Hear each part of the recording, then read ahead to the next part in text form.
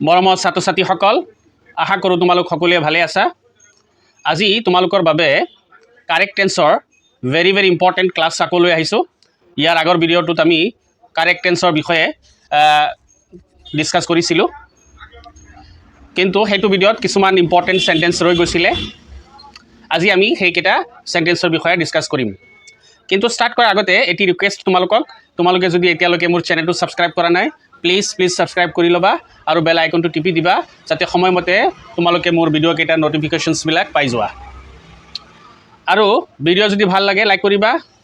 আৰু কিবা সুধিবলগীয়া থাকিলে কিবা ক'বলগীয়া থাকিলে ছাজেশ্যনছ দিবলগীয়া থাকিলে কমেণ্ট বক্সত গৈ পেলাই কমেণ্ট কৰিবা এতিয়া ষ্টাৰ্ট কৰিছোঁ তোমালোকে স্ক্ৰীণত চাবা কলম বহি লৈ বহিবা আৰু নোট কৰিবলৈ চেষ্টা কৰিবা চোৱা 2015 চনত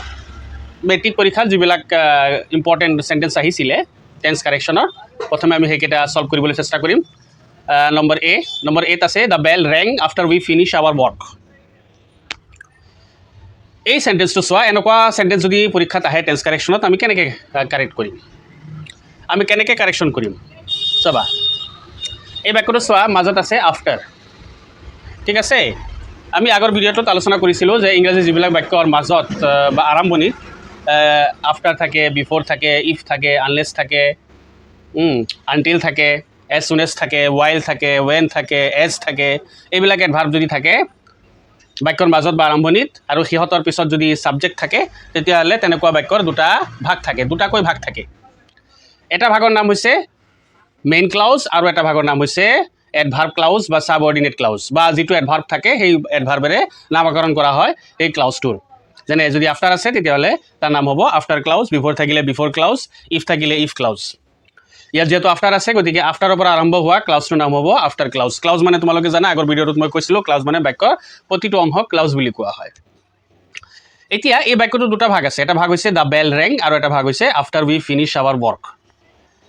এতিয়া after we finish our work যিটো আছে এইটোৰ নাম হৈছে আফটাৰ ক্লাউজ বা এডভাৰ্ব ক্লাউজ বা ছাবঅৰ্ডিনেট ক্লাউজ আৰু দ্য বেল ৰেংটো হৈছে মেইন ক্লাউজ বা প্ৰিন্সিপেল ক্লাউজ এতিয়া আমাৰ চাব লাগিব কোনটো ক্লাউজত আমাক কাৰেকশ্যন কৰিব দিছে আফটাৰ ক্লাউজত কাৰেকশ্যন কৰিব দিছে নে মেইন ক্লাউজত কাৰেকশ্যন কৰিব দিছে এতিয়া আমি চাইছোঁ ব্ৰেকেট আছে আফটাৰ ক্লাউজত গতিকে আফটাৰ ক্লাউজত কাৰেকশ্যন কৰিব লাগিব আফটাৰ ক্লাউজত কাৰেকশ্যন কৰিবলৈ হ'লে মেইন ক্লাউজ বা প্ৰিন্সিপেল ক্লাউজত চাব লাগিব কোনটো টেন্সৰ ব্যৱহাৰ হৈছে এতিয়া চোৱা মেইন ক্লাউজত আছে দ্য বেলটো হৈছে ছাবজেক্ট ৰেংটো হৈছে ভাৰ্বৰ ছেকেণ্ড ফৰ্ম পাষ্ট ফৰ্ম ৰিঙৰ second form rang the bell rang গতিকে আমি বুজিলোঁ যে মেইন ক্লাউজত বা প্ৰিন্সিপেল ক্লাউজত পাষ্ট ইনডেফিনিট টেন্সৰ ব্যৱহাৰ হৈছে চিম্পল পাষ্ট টেন্সৰ ব্যৱহাৰ হৈছে দ্য বেল ৰেং আৰু আমি জানো যে মেইন ক্লাউজ বা প্ৰিন্সিপেল ক্লাউজত যদি পাষ্ট ইনডেফিনিট বা চিম্পল পাষ্ট টেন্সৰ ব্যৱহাৰ হয় তেনে অৱস্থাত আফটাৰ ক্লাউজত পাষ্ট পাৰফেক্ট টেন্সৰ ব্যৱহাৰ কৰিব লাগে এতিয়া ইয়াত আমাৰ আফটাৰ ক্লাউজত পাষ্ট পাৰফেক্ট টেন্সৰ ব্যৱহাৰ কৰিব লাগিব আৰু পাষ্ট পাৰফেক্ট টেন্সত কি হয় ছাবজেক্টৰ পিছত হেড আনিব লাগে তাৰপিছত ভাৰ্বৰ থাৰ্ড ফৰ্ম বা পাষ্ট পাৰ্টিচিপল ফৰ্মৰ ব্যৱহাৰ কৰিব লাগে গতিকে বাক্যটো এনেধৰণৰ হ'ব the bell rang after we had finished our work উইৰ পিছত উই ছাবজেক্টৰ পিছত হেড তাৰপিছত ফিনিছৰ থাৰ্ড ফৰ্ম বা পাষ্ট পাৰ্টিচিপল ফৰ্ম ফিনিছড দিব লাগিব ঠিক আছে এতিয়া কাৰেকশ্যন কৰাৰ পিছত বাক্যটো হ'ব the bell rang after we had finished our work হৈ গ'ল আমাৰ কাৰেকশ্যন এতিয়া নেক্সট চেণ্টেন্স চাবা number B please ring me up as soon as he came এই বাক্যটো চাবা এই বাক্যটোত চোৱা আমি পঢ়াৰ লগে লগে এজ চুন এজ পাইছোঁ বাক্যটোত আৰু তোমালোকক আগৰ ভিডিঅ'টোত মই কৈছিলোঁ যে এজ চুন এজ যিবিলাক বাক্যত থাকে এজ চুন এজ থকা বাক্যটোৰ দুটা ভাগ থাকে যদি এজ চুন এজৰ পিছত কি থাকে ছাবজেক্ট থাকে ইয়াত চোৱা আছে এজ চুন এজ হিটো হৈছে ছাবজেক্ট গতিকে এই বাক্যটোৰ দুটা ভাগ আছে এটা ভাগ হৈছে প্লিজ ৰিং মি আপ আৰু এটা ভাগ হৈছে এজ চুন এজ হি কাম এজ চুন এজ যিটো ভাগত আছে সেইটো ভাগৰ নাম হ'ব এজ চুন এজ ক্লাউজ বা এডভাৰ্ব ক্লাউজ বা তোমাৰ ছাবঅৰ্ডিনেট ক্লাউজ আৰু প্লিজ ৰিং মি আপ এইটো হ'ব মেইন ক্লাউজ বা প্ৰিন্সিপেল ক্লাউজ এতিয়া কাৰেকশ্যন আমাক ক'ত কৰিব দিছে এজ চুন এজ ক্লাউজত কৰিব দিছে কাৰেকশ্যন যিহেতু তাত ব্ৰেকেট আছে গতিকে মেইন ক্লাউজত চাব লাগিব মেইন ক্লাউজত কিহৰ ব্যৱহাৰ হৈছে প্লিজ ৰিং মি আপ ইয়াত ব্যৱহাৰ হৈছে আমাৰ ইম্পেৰেটিভ চেণ্টেন্সৰ ৰিকুৱেষ্ট বুজাইছে প্লিজ যিহেতু আছে ৰিকুৱেষ্ট বুজোৱা বা প্লিজ থকা বাক্য ইম্পেৰেটিভ চেণ্টেন্স হয় গতিকে আমি নিয়মটো জানিব লাগিব যে বাক্যৰ এফালে বাক্যৰ এটা ক্লাউজত যদি ইম্পেৰেটিভ চেণ্টেন্সৰ ব্যৱহাৰ হয় আৰু আনফালে যদি এজ চুন এজ ক্লাউজ আছে গতিকে as soon as ক্লাউজত present indefinite টেন্সৰ ব্যৱহাৰ কৰিব লাগিব গতিকে ইয়াত আমাৰ as soon as ক্লাউজত present indefinite tense বা চিম্পল প্ৰেজেণ্ট টেন্সৰ ব্যৱহাৰ কৰিব লাগিব এতিয়া চিম্পল প্ৰেজেণ্ট টেন্সৰ ব্যৱহাৰ কৰিলে আমাৰ ছাবজেক্ট চাব লাগিব ছাবজেক্ট আছে ইয়াত হিটো হৈছে থাৰ্ড পাৰ্চন ছিংগুলাৰ নাম্বাৰ আৰু আমি জানো প্ৰেজেণ্ট ইনডেফিনিট টেন্সত যেতিয়া subject third person singular number হয় তেতিয়া ভাৰ্বৰ লগত এছ বা ইয়েছ যোগ কৰিব লাগে এতিয়া ইয়াত ভাৰ্ব দিছে কামৰ শেষত ই আছে গতিকে এছ এটা যোগ হ'ব কামছ হৈ যাব please ring me up as soon as he comes হৈ গ'ল আমাৰ কাৰেকশ্যন এতিয়া আমি 2016 চনত যিকেইটা কুৱেশ্যন আহিছে সেইকেইটা আমি এতিয়া সলভ কৰিবলৈ চেষ্টা কৰিম নম্বৰ এ আছে it is time we go home আমি আগৰ ভিডিঅ'টোত আলোচনা কৰিছিলোঁ যে ইংৰাজী যিবিলাক বাক্যত ইট ইজ টাইম থাকে ইটছ টাইম থাকে আই থিংক থাকে আই উইচ থাকে এজ ড' থাকে এজ ইফ থাকে এইবিলাক বাক্য হৈছে পাষ্ট ইনডেফিনিট বা চিম্পল পাষ্ট টেন্সৰ লক্ষণ বা বৈশিষ্ট্য গতিকে এনেকুৱা বাক্যক পাষ্ট ইনডেফিনিট টেন্সত কাৰেকশ্যন কৰিব লাগিব এতিয়া এই বাক্যটো চোৱা it is time we go home এই বাক্যটোক পাষ্ট ইনডেফিনিট টেন্সত কাৰেকশ্যন কৰিবলৈ হ'লে ছাবজেক্টৰ পিছত ভাৰ্বৰ ছেকেণ্ড ফৰ্ম আনিব লাগিব ইয়াত ভাৰ্ব দিছে গ'ৰ ছেকেণ্ড ফৰ্ম হৈছে ৱেণ্ট গতিকে ছাবজেক্টৰ পিছত ৱেণ্ট কৰি দিব লাগিব it is time we went home হৈ গ'ল next number B she behaves as if she know' everything so' এই বাক্যটো আগৰ বাক্যটোৰ নিচিনা এই বাক্যটোত চোৱা এজ ইফ আছে মাজত বাক্যৰ মাজত মই অলপ আগতে কৈছিলোঁ যে যিবিলাক বাক্যত it is time it's time as if as though' I wish এইবিলাক যদি থাকে তেতিয়াহ'লে সেই বাক্যটোক পাষ্ট ইনডেফিনিট টেন্সত কাৰেকশ্যন কৰিব লাগে গতিকে এই বাক্যটোক পাষ্ট ইনডেফিনিট টেন্সত কাৰেকশ্যন কৰিব লাগিব গতিকে পাষ্ট ইনডেফিনিট টেন্সত কাৰেকশ্যন কৰিবলৈ হ'লে ছাবজেক্টৰ পিছত ভাৰ্বৰ ছেকেণ্ড ফৰ্মৰ ব্যৱহাৰ কৰিব লাগিব ইয়াত ভাৰ্ব দিছে ন'ৰ ছেকেণ্ড ফৰ্ম হৈছে নিউ গতিকে নিউ লিখিব লাগিব আৰু কাৰেকশ্যন কৰাৰ পিছত বাক্যটো এনেধৰণৰ হ'ব she behaves as if she knew everything হৈ গ'ল নেক্সট 2017 চনত যিকেইটা কুৱেশ্যন আহিছে সেইকেইটা চোৱা if it rain we shall not go' out এই বাক্যটো চাবা এই বাক্যটোত ইফ আছে মই কৈছিলোঁ অলপ আগতে বা ইয়াৰ আগৰ ভিডিঅ'টোত কৈছিলোঁ যে যিবিলাক বাক্যত ইফ থাকে আৰু ইফৰ পিছত যদি ছাবজেক্ট আছে যেনেকৈ ইয়াত আছে ইফ ইটটো হৈছে ছাবজেক্ট তেনেকুৱা বাক্যৰ দুটা ভাগ থাকে এটা ভাগৰ নাম হৈছে ইফ ক্লাউজ আৰু আনটো ভাগৰ নাম হৈছে মেইন ক্লাউজ বা প্ৰিন্সিপাল ক্লাউজ এতিয়া আমাক ইয়াত কাৰেকশ্যন কোনটো ক্লাউজত কৰিব দিছে ইফ ক্লাউজত কাৰেকশ্যন কৰিব দিছে যিহেতু ইফ ক্লাউজত ব্ৰেকেট আছে গতিকে মেইন ক্লাউজত চাব লাগিব কোনটো টেন্সৰ ব্যৱহাৰ হৈছে মেইন ক্লাউজত আছে we shall not go' out future indefinite টেন্সৰ ব্যৱহাৰ হৈছে শ্বেল বা উইলৰ পিছত যদি ভাৰ্বৰ ফাৰ্ষ্ট ফৰ্ম থাকে ফিউচাৰ ইনডিফিনিট টেন্স হয় তোমালোকে জানা শ্বেল গ'টো ভাৰ্বৰ ফাৰ্ষ্ট ফৰ্ম শ্বেল বা উইলৰ পিছত ভাৰ্বৰ ফাৰ্ষ্ট ফৰ্ম থাকিলে ফিউচাৰ ইনডিফিনিট হয় এতিয়া নিয়ম হৈছে যে বাক্যৰ মেইন ক্লাউজত বা প্ৰিন্সিপাল ক্লাউজত বা বাক্যৰ এফালে যদি তোমাৰ ফিউচাৰ ইনডেফিনিট টেন্সৰ ব্যৱহাৰ হয় তেতিয়াহ'লে ইফ ক্লাউজত আমাৰ প্ৰেজেণ্ট ইনডেফিনিট টেন্সৰ ব্যৱহাৰ কৰিব লাগে গতিকে এই বাক্যটোত আমাৰ ইফ ক্লাউজত প্ৰেজেণ্ট ইনডেফিনিট টেন্সৰ ব্যৱহাৰ কৰিব লাগিব প্ৰেজেণ্ট ইনডেফিনিট টেন্সত লিখিবলৈ হ'লে ছাবজেক্ট চাব লাগিব ছাবজেক্ট আছে ইয়াত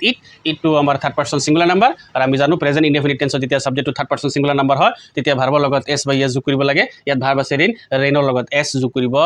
লাগিব আৰু কাৰেকশ্যন কৰাৰ পিছত বাক্যটো এনেধৰণৰ হ'ব if it rains we shall not go' out next sentence number B we know' each other for the last 10 years এই বাক্যটো চোৱা 4 আছে 4ৰ পিছত সময়সূচক শব্দ আছে টাইম বুজোৱা শব্দ আছে দ্য লাষ্ট 10 years তোমালোকক মই কৈছিলোঁ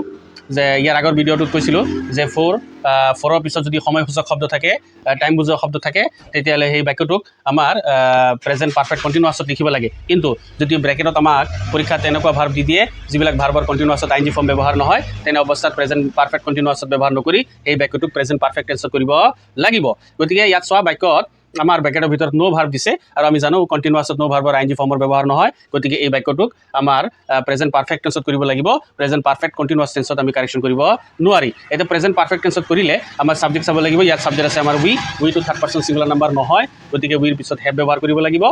আমি জানো প্ৰেজেণ্ট পাৰফেক্ট টেন্সত ছাবজেক্টৰ পিছত হেভ বা হেজৰ ব্যৱহাৰ হয় subject third person singular number হ'লে হেজ ব্যৱহাৰ হয় থাৰ্ড পাৰ্চন ছিংগুলাৰ নাম্বাৰ নহ'লে হেভ ব্যৱহাৰ হয় ইয়াত উই হৈছে ছাবজেক্ট আৰু উইটো থাৰ্ড পাৰ্চন ছিংগুলাৰ নাম্বাৰ নহয় এইটো হৈছে ফাৰ্ষ্ট পাৰ্চন প্লুৰেল নাম্বাৰ গতিকে হেভ ব্যৱহাৰ কৰিব লাগিব তাৰপিছত ভাৰ্বৰ থাৰ্ড ফৰ্ম বা পাষ্ট পাৰ্টিচিপল ফৰ্মৰ ব্যৱহাৰ কৰিব লাগিব ইয়াত ভাৰ্ব দিছে ন' ভাৰ্বৰ থাৰ্ড ফৰ্ম বা পাষ্ট পাৰ্টিচিপল ফৰ্ম হৈছে নন গতিকে কাৰেকশ্যন কৰাৰ পিছত বাক্যটো এনেকুৱা হ'ব উই have known each other for the last 10 years